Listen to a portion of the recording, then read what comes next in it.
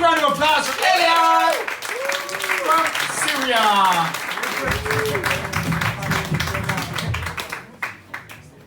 I don't have my bomb today.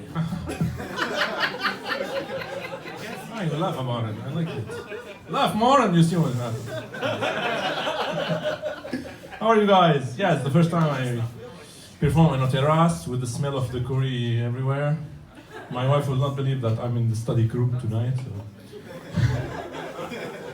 So yeah, as Salman said, I came from Syria 5 years ago because you know the situation, the bloody shitty situation there. Where is the camera? Hi. Okay. Further back, go further back. There, okay. Further back. Yeah. Stop it. Okay. So I did it. Oh my god. I will take 2 minutes extra. You take all the time you want. So you know, I came from Syria. I didn't have a lot of choices. So the situation there is quite not good. But I'm really not sure about your excuses to come here. So I came here just to talk to you, not to talk to you about Corona, because a lot of other colleagues and friends talked about it. I will just elaborate. You know, guys, we already passed the lockdown. It was a very interesting situation. And before we were, or once we were informed that we have to stay for we don't know how many time, we said, okay, let's do something good. So, for example, instead of eating, what did you decide to do during the lockdown? I learned how to crochet. How to? Crochet. Wow, interesting. So he just invested in his time, okay? Look at the Portuguese, for example. They lost their jobs, construction, you know, renovation. So they started renovating their own houses and apartments. Like in 30 days, they did it 29 times, so. Right. The French, for example, where are the French? They left, right? You're there. What were you doing? Just complaining, like always, right? Oh, j'en ai marre, je peux pas se complaindre en interne, je peux sortir en plein air pour se complaindre. But you know, there is a culture or a specific people that were very, very happy during the lockdown. It was their utopia, the best environment ever. Can you guess who? Introverts. No, the Germans. No going out, no socialization, Netflixing all the time, teleworking, it's their heaven, come on. But me, as I came from Syria, I came from an Arabic country, so in our region, we have faced a lot of shitty situations, you know? Especially in my country, the war, the economic situation. So the Corona thing is like one small factor of these shitty factors that happen to us, so we don't care. Especially the religious people. I have this friend who I used to visit every day during the lockdown. Yeah, don't look at me, yeah? And this man told me, oh, Elian, don't worry, Allah will protect us. Allah will protect us. Pray with me. And Jesus took the shisha with him. I forgot for the second time to bring the shisha with me. And he said, okay, raise your hand. Okay. May God, please, don't make me social distancing with my shisha, please. But I cannot mention this without mentioning our host here, our precious Luxembourgers. We actually don't know what they used to do before the lockdown or what they were doing during the lockdown. But I only know one thing. And this thing becomes like a habit for them and a very good hobby that they even expertise to practice during the lockdown. Guess what is it? Reporting people. Yeah, they adore it.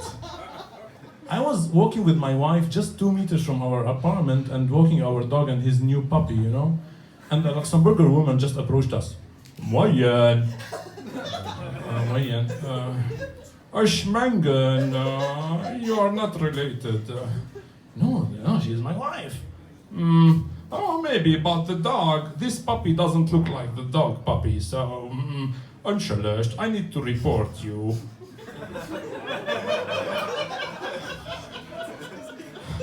Oh, Wayan, oh, Herr Müller, wie geht das? Oh, ich meine, there are two strange people that are not respecting the confinement. Yo, okay. Oh, by the way, Herr Muller, which Muller family you came from? Muller Echternach? Oder Muller Grevemacher? I know your mother. She's a bitchy woman. You see, guys, this lockdown just made me miss the old Luxembourg, especially Luxembourg city. The hectic city full of roadworks and traffic jam. You see? And even this country is very special because there is this category of people that you don't see anywhere but only in Luxembourg. You know, anywhere you go, you have family members, you have your friends, your co-workers. In Luxembourg, you can still maybe barely have these type of people, but you can have another category of people. The busmates. These guys that takes the bus every day with you, every morning. You wait the bus 30 minutes, 45 minutes with them, and they come back with you with the same bus. They become like a family member to you. I used to see them more than my wife.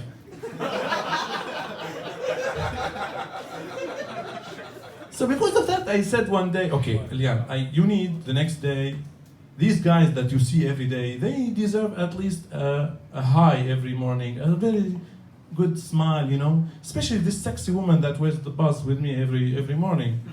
So I said, okay, the next day I would just put my best suit and I would put some gel on the few hairs I have. And yeah, I approached her and like wanted to greet her, and suddenly she turned away and I was like a jerk, like and she turned back and I never saw her back again. What is funnier is that I used to live in Bonnevoie, and in Bonnevoie the houses are really close to each other, especially when you live in front, you can see a very big window. And I used to have, you know, this character in Friends series, the ugly naked guy? Yeah. I used to have the beautiful naked woman as my neighbor. So I used to see her every day naked, cooking naked, studying naked. I used to see her having sex with her boyfriend. So I have adapted my schedule to her schedule.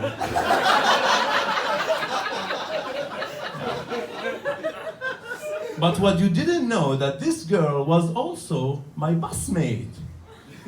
So every morning she used just to sit in front of me, and it was very awkward to me to see her dressing. Like, I know this bra you put on today doesn't fit really with the dress. Until one day, guys, I forgot to say that I knew that she was my busmate, but she didn't know that I was the masturbator.